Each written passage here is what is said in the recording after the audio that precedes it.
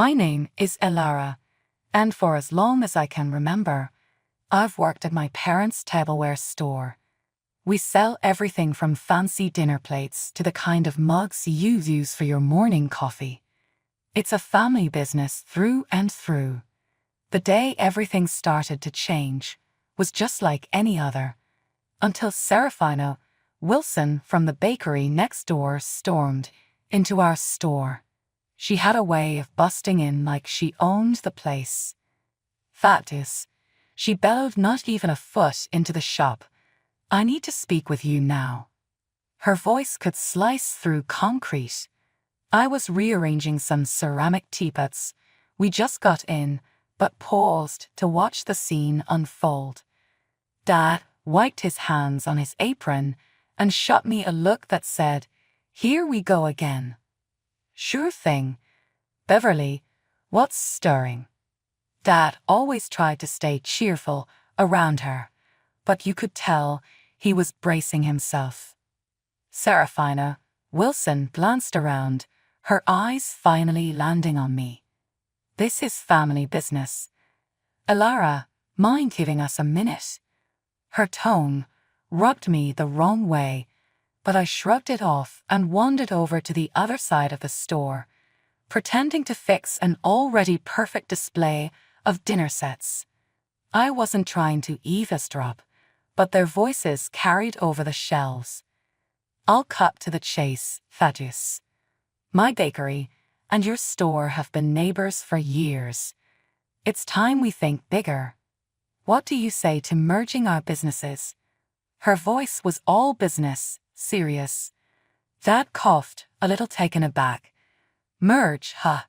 That's a hefty suggestion, Beverly. What's got this idea in your head now?" "Not just that," she continued, lowering her voice so I had to strain to hear. "I think our kids could make this even more beneficial. If Elara and Orion were to tie the knot, it would solidify the deal." I almost dropped a teapot. Marry Orion. The Orion I knew was her son, sure, but he was 10 years older than me, and we barely exchanged 2 words despite being neighbors. I peeked around the aisle and saw Dad scratching his head, clearly in deep thought. "Orion is a good lad, and Elara's a bright girl," Dad finally said. "But marriage, they hardly know each other, Beverly. They'll get along, trust me. Plus, it makes good business sense, doesn't it?" There was a sharpness in her voice, like she was used to getting her way. Dad nodded slowly. "I'll talk it over with the missus and Elara, of course." When Serafina Wilson left, Dad called me over. "Elara, you heard all that, didn't you?" I nodded, not sure what to make of it. "She wants to merge the store and the bakery, and she wants me to marry Orion." "Yeah," Dad sighed, rubbing his temples. "What do you think? I know it's a lot to take in." Marrying for business sounded like something out of an old movie, not something I'd ever imagined for myself. "I don't know, Dad. Orion seems nice, but marry him just like that? You should meet him properly this time. See if you two click. No pressure to decide right now. We'll take this step by step." Orion and I spent the next few months getting to know each other. I found that he wasn't just well-mannered. He had a genuine side that cared about the business as much as his mother did, but in a less overbearing way. Our conversations often drifted from business to personal topics, which made the whole situation seem less like a contract and more like a potential relationship. The wedding planning, though, was a whole other beast. Serafina Wilson, my soon-to-be mother-in-law, took over everything, from the cake from her bakery to the decorations that looked like they belonged in one of her display windows. One afternoon, as we were going over the guest list, she barged into the room with a stack of invitations so thick you'd think we were summoning the whole town. "Elara, dear, I've added a few names to your guest list. People important to our business. It's crucial they're there," she announced, dropping the stack on the table with a thud that made me jump. I bit my tongue, not wanting to start a fight. Orion saw this and squeezed my hand under the table. "We'll sort it out, Robbie. It's our day, remember?" The day of the wedding was a blur. I stood at the back of the hall in my dress, feeling more like a prop in Serafina Wilson's grand business scheme than a bride. My dad came up to me, his smile a little forced. "You look beautiful, Elara. Ready?" he asked, offering his arm. I nodded, taking a deep breath. "Let's do this." The ceremony went by in a rush, and before I knew it, Orion and I were pronounced husband and wife. The reception was loud, filled with Serafina Wilson's guests who talked more about the potential of our joint ventures than our nuptials. The merger was completed soon after the wedding. Both shops were knocked into one big space, with a section for the bakery and another for the tableware. On the first day we opened the combined store, Serafina Wilson was everywhere, directing staff like a general. "Elara, dear, make sure those plates are aligned with the pastries. Symmetry sells," she called out across the store. I adjusted the plates, trying to follow her exacting standards. Orion was in the bakery section, trying to coordinate with the bakers. "Make sure those scones are fresh. Elara, how's it going over there?" he shouted over the noise. "Trying to keep up with your mom's symmetry mantra," I shouted back, a hint of frustration in my voice. As weeks turned into months, the workload only got heavier. Between running the front of the store, helping in the bakery, and handling all the paperwork, I found myself unable to keep up with my college classes. "Elara, you're running a business now. You won't need that degree. This is your life," Serafina Wilson declared one evening. Her tone was dismissive, as if the matter was already decided. Her sharp, final words hit me harder than I expected. Living with them was supposed to save us money and make managing the business easier, she argued.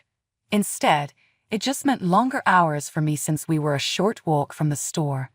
The lack of personal space and constant oversight from Serafina Wilson suffocated me, making each day harder than the last.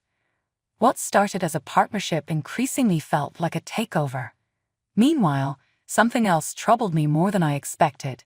My dad was around less and less. One particularly busy Tuesday morning, as I was setting up the store before opening, I couldn't help but feel the emptiness of his absence. He used to be here by now, sharing a joke or two to kick off the day. Instead, it was just me and the clinking of ceramics. That evening, after a long day of dealing with customers and Serafina Wilson's incessant directions, I visited my parents. The air in their living room felt heavier than usual, like there were words hanging in it that no one dared to speak. "Dad, why aren't you at the store much anymore?" I asked as soon as I sat down. The direct approach felt necessary. My dad looked up, a frown creasing his forehead. "Well, Elara, it's complicated. Beverly she's taken over more than we expected." My mom chimed in from across the room, her voice sharp with worry. "She's pushed your father out, Elara. That contract we signed, it wasn't just a merger. It's like we handed her the keys to the kingdom." My stomach twisted into knots. "What do you mean, Dad? You've always handled the orders and suppliers." He sighed, his hands clasped tightly together. "Not anymore. Beverly rewrote the job roles. Legally, I'm just a consultant now. Barely that. I don't have a say in the business I built." Anger flared up inside me, hot and fierce. "Why didn't you say anything? We thought we could handle it, sort it out without worrying you," my mom said, her eyes sad. "But it's clearer we can't. She's taking everything we've worked for, Elara." The next day, I confronted Serafina Wilson. It was early, just as the morning light began spilling into the store. She was arranging some pastries, her back to me as I walked in. "Serafina Wilson, we need to talk about my dad," I said, my voice firm, louder than I intended. She turned around, her expression one of mock surprise. "Oh, what about him, dear? You know what I'm talking about. You're pushing him out of his own business." "Why are you doing this?" I demanded. Serafina Wilson straightened up, wiping her hands on her apron as she faced me. "Elara, your father is getting older. He can't handle the stress of the business. It's better this way. I'm making things more efficient." "That's not your call to make," I shot back. "He built this place. You can't just sideline him because you think it's better." She scoffed, shaking her head. Business is tough, Elara. It's not about sentimental value. It's about keeping the ship afloat.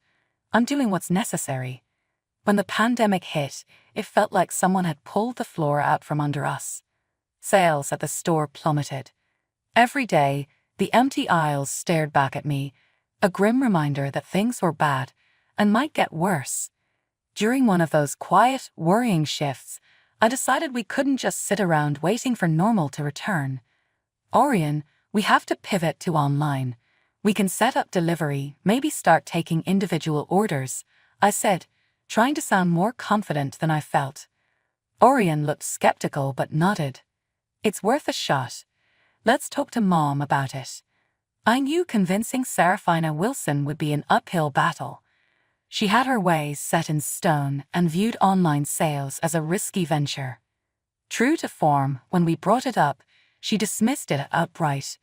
We're not some tech startup. We're a brick-and-mortar business. We'll wait this out, she declared, cutting off any further discussion. But I couldn't just stand by and watch everything we'd built crumble to dust. I started something on the down low. After hours, I used our store's resources to build an online community. I sold dishes from the store and baked cakes after the bakery closed for the day. Orders began to trickle in, then flood. Keeping this from Orion and Serafina Wilson was exhausting. I was burning the candle at both ends, managing our secret online sales and my day job at the store. Nights turned into mornings, and I found myself sneaking back home well past midnight on many occasions. One night, as I tiptoed in, trying not to wake anyone, I found Serafina Wilson waiting in the living room, her arms folded and her face a mix of anger and disappointment. "Where have you been, Elara? Look at the state of this house," she snapped, her voice low but fierce. "I've been working, Serafina Wilson. We got a rush of online orders tonight," I replied, my voice weary from too many long nights. "Online orders? What online orders?" Her voice rose, sharp and accusing. Before I could explain, Orion came down, drawn by the noise. "Mom, what's going on? Ask your wife what's going on. She's running some secret side business and neglecting her duties around here." Serafina Wilson shot back, glaring at me. Orion turned to me, confusion and frustration written all over his face. "What's she talking about?" I sighed, the fatigue of the last few weeks catching up to me.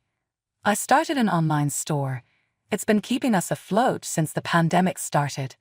I didn't tell you because your mom said no and I didn't think she'd go for it." Orion rubbed his temples, looking between his mom and me. "You should have told me, Elara. And you," he turned to his mom, "should have been more open to her ideas." Serafina Wilson's face hardened. "This is my house, and while you're under my roof, you'll follow my rules. Both of you." The argument spiraled from there. Orion, usually my ally, sided with his mom this time. "Elara, you need to balance your time better, help out more around here." Defeated and heartbroken that Orion didn't see how hard I was trying to save our business, I cut back on the online orders. I started spending my mornings cleaning the house instead of preparing shipments or baking. My afternoons were spent running the pastry counter, a reminder of what I had to scale back on to keep peace in the house. One dreary, rain-soaked afternoon, I was straightening up the store hall when the door creaked open. A little girl, about 8 years old, stumbled in. Her clothes were drenched, sticking to her skin, and she was crying, her face streaked with tears. I rushed over to her, setting aside the stack of plates I was arranging. "Hey there, what happened? Are you okay?" I asked, trying to sound as gentle as I could. Before she could answer, Serafina Wilson spotted us from the end of the aisle. She marched over, her lips pressed into a thin line. "What is this, Elara? We don't have time for this today. She looks like a beggar. Put her out before others see." My stomach twisted at her words. "She's just a child, Serafina Wilson. She's clearly lost and needs help." Orion came over, having overheard his mother. His face was unreadable as he glanced at the girl, and then back at me. Elara, Mom's right. We can't have kids like her running into the store. It's not good for business. Just handle it, okay? I couldn't believe what I was hearing. Orion, she's scared and alone. We can't just throw her back out into the rain. Ignoring them both, I took the girl to a chair and wrapped her in a clean blanket from the back room. I made her a cup of hot chocolate, hoping to calm her down a bit. Seraphina Wilson was fuming. This is exactly the kind of distraction we don't need, Elara. You're responsible for any fallout from this.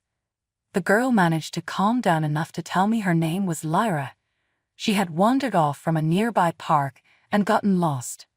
Just as she started to relax, the police arrived. They thanked me for looking after Lyra and told me her parents had been frantically looking for her. Turns out she wasn't far from home after all. After the police and Lyra left, Seraphina Wilson pulled me aside, her face stern and cold. Because of your little stunt, I'm fining you. You took time away from your work to deal with this situation. You'll wash dishes for the next 2 days to make up for it. Orion just nodded along with whatever his mom said, not once standing up for me. It stung more than I expected. That night, as I scrubbed pot after pot, my mind raced. I felt more like a servant than a part of the family. Orion's support had always been my rock, but now he was just another weight dragging me down. Each harsh word from Seraphina Wilson, each nod of agreement from Orion, was a reminder of how trapped I felt. It was another ordinary morning at the store when a richly dressed man walked in, looking around like he was searching for something special. I greeted him and asked if I could help him find anything. He nodded and explained he was looking for a high-end tea set. I showed him our finest collection, and he seemed impressed, selecting one of our most expensive sets. While I wrapped up his purchase, he browsed our pastry section and picked out an assortment of treats. The whole time, he had this kind demeanor, making small talk and asking about the store's history. After ringing up his purchases, he thanked me and then paused, his expression turning a bit more serious. By the way, I'm not sure if you remember, but my daughter was the little girl you helped out last week, the one who got lost in the storm. I was taken aback, not expecting this twist. Of course, I remember. She was such a brave little girl. I'm glad I could help her. He smiled warmly and handed me his business card. Well, I'm really grateful for what you did. If you ever need anything, advice or help with anything at all, just give me a call, he said. I looked at the card and noticed he was a lawyer, Daxton. That caught my attention, considering the mess with the store and the merger. Actually, there might be something. Could we maybe talk about a legal matter? It's about the business my father used to own with my mother-in-law. Of course, he replied with an encouraging nod. Why don't you come by my office next week? We can go over everything in detail. I took him up on his offer, feeling a mix of relief and anxiety. At his office, I handed him the pile of documents my dad had signed years ago, the ones that merged our family store with my mother-in-law's bakery. He went through them carefully, his brow furrowing more with each page. After a long silence, Daxton looked up. There are several significant issues here. The contract has multiple violations that are quite concerning. I think we have a strong case if you want to challenge this, he offered. He agreed to help me pro bono to make things right. I was overwhelmed but grateful. Thank you. I'd like that. It's just hard, you know. It's my husband's family too. He understood my hesitation. It's not just about business, it's about your life. You deserve to have control over that. And you're not alone in this fight. I left his office feeling a mix of hope and dread. Could I really go against my husband and his mother? But then, what was the alternative? Living under Seraphina Wilson's thumb, watching the store my parents built from scratch being mismanaged. I walked into our house that evening, my mind still spinning from my meeting with the lawyer. I wasn't prepared for the scene that greeted me. The place was bustling, filled with guests laughing and talking, glasses clinking. I paused, taking it all in when my mother-in-law, slightly tipsy, spotted me. There you are, wandering the streets when you should be here serving your guests?" She bellowed across the room. "It's your anniversary, Elara. Have you no sense of duty?" I froze, my anniversary completely slipping my mind amidst the chaos of recent events. "I'm sorry, I forgot," I stammered, feeling every eye in the room turn toward me. My apology did nothing to soothe her. In a fit of anger, she grabbed a nearby pizza box and hurled it at me. The box grazed my shoulder before tumbling to the ground. "Useless, absolutely useless," she shouted, her face red with fury. Before I could recover, Orion, also showing signs of having had too much to drink, stumbled over to me. "And look at you, not even ready to eat. Wash up, for heaven's sake," he slurred, spilling wine from his glass onto my hands and clothes in a mocking gesture. The wine stained my shirt, cold and unwelcome against my skin. Something inside me snapped. The humiliation, the disrespect, the sheer injustice of how they were treating me, it all boiled over. I wiped my hands on my stained shirt and faced the room. My voice steady and loud, I declared, "I've been to a lawyer. I'm getting a divorce, Orion." The room fell completely silent. Orion and his mother looked at me as if they had seen a ghost. "Who do you think you are?" my mother-in-law hissed, stepping closer. "You think you can just—" I'm not finished. I cut her off, my voice ringing clear. "I'm challenging the merger of the store. There's been fraud, and I've already sent the documents to the authorities and to court." Orion staggered slightly, his earlier bravado fading. "Elara, you can't mean this. I'm also seeking financial compensation for everything I've endured here," I continued, ignoring his disbelief. The shock was palpable. Murmurs started to rise among the guests as my declaration sank in. I didn't wait for more questions or for the situation to escalate further. I turned on my heel and headed upstairs to pack my things. My mother-in-law followed, her tone shifting to desperation. "Elara, please let's talk about this. You're overreacting." I stopped, turned, and faced her one last time. Without a word, I handed her the lawyer's business card. "From now on, any communication goes through my lawyer," I said firmly. With that, I went to our room, my hands shaking but my resolve firm. I packed quickly, only essentials, only what I needed to start anew. I finally moved out of my mother-in-law's house and into a small apartment across town. It felt like breathing fresh air for the first time in years. I was on my own now, but I wasn't alone. My dad was with me, and together we were fighting to take back what was rightfully ours. My lawyer, Daxton, worked tirelessly on our case. He was a bulldog in the courtroom, fighting against the fraudulent merger my mother-in-law had orchestrated years ago. It wasn't long before we received the news we had been hoping for. The court ruled in our favor. They found Serafina Wilson guilty of fraud and overturned the merger. Additionally, they imposed a hefty fine on her and awarded me financial compensation. The compensation was just enough to buy out her share in the business. Standing in front of the shop, now fully ours again, felt so real. Without the shadow of Serafina Wilson looming over us, I handed Dad the new keys to the store. "Dad, we did it. It's ours again," I said. We spent the next few weeks renovating the store, making it ours again. Every new coat of paint, every display rearranged felt like reclaiming a piece of my soul that I had lost. Serafina Wilson and Orion were forced to find other jobs. The court costs and the fine took everything they had saved.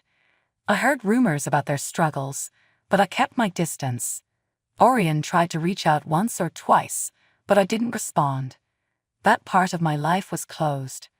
I was focused on the future now. With the store back under our control, I resumed my college studies. I enrolled in night classes, determined to finish my degree. Sitting in a classroom again, I felt hope, a stark contrast to the despair I had felt under Serafina Wilson's roof. One evening, after closing the shop, my dad and I sat at one of the tables, sharing a pot of coffee. "You know, Elara, starting over like this is more than I could have asked for," Dad said, looking around the shop fondly. I feel the same, Dad. It's like I finally woke up from a long bad dream. We have a second chance here, and I'm not going to waste it, I replied, feeling a strength in my words that I hadn't felt in years. We talked about plans for the future, new products we could introduce, holiday sales to prepare for, and community events we could sponsor. It was exciting, invigorating, and I loved every minute of it.